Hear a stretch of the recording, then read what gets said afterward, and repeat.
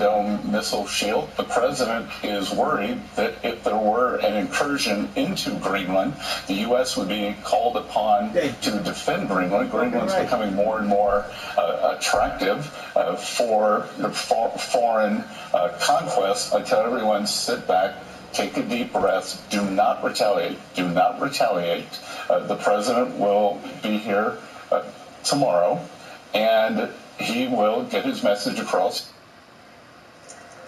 Lots of reaction to this. European Union leaders reportedly considering a retaliatory trade bazooka if President Trump follows through with his tariff threats. The president is maintaining he will meet anything Europe does, adding he believes a deal can be worked out in the next few days to make everyone involved happy. Join me right now on all of that and more. Here in Davos is the Commerce Secretary of the United States, Howard Lutnick.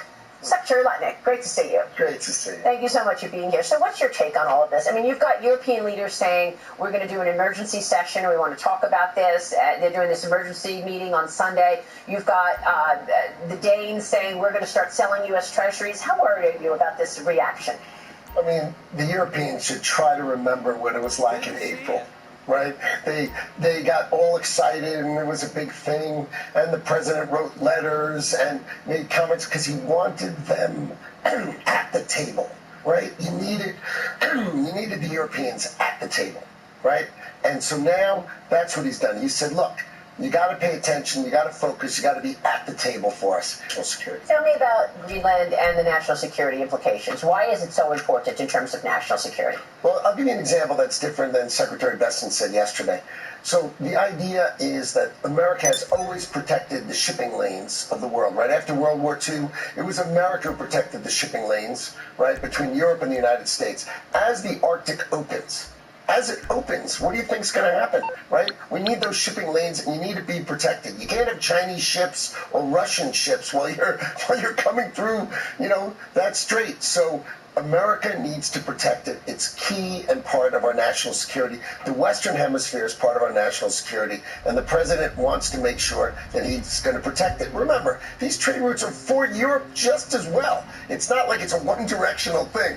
These trade routes go both ways. What would you say if one of our allies said, look, we're going to go in and take over another country, even though the country said we're not interested? I mean, we talk all day and every day about evil action from Putin going into Ukraine. I mean, people are looking at this and saying, how is it possible that the U.S. can acquire another country, even though they're pushing back? I don't remember Greenland being another country. We're not taking over Denmark. It's just Greenland, as we know. And it's 57,000 people, right, who are close to America, and it's important for us to make sure we protect the Western Hemisphere. The strength of America in the Western Hemisphere is vital for the world. When America shines, the world shines. We showed you that throughout 2025. I think the president's going to come and talk about it. He's going to meet with the European leaders. He's going to talk to them, and my guess is they'll work it out. But he wants them at the table. He wants them serious.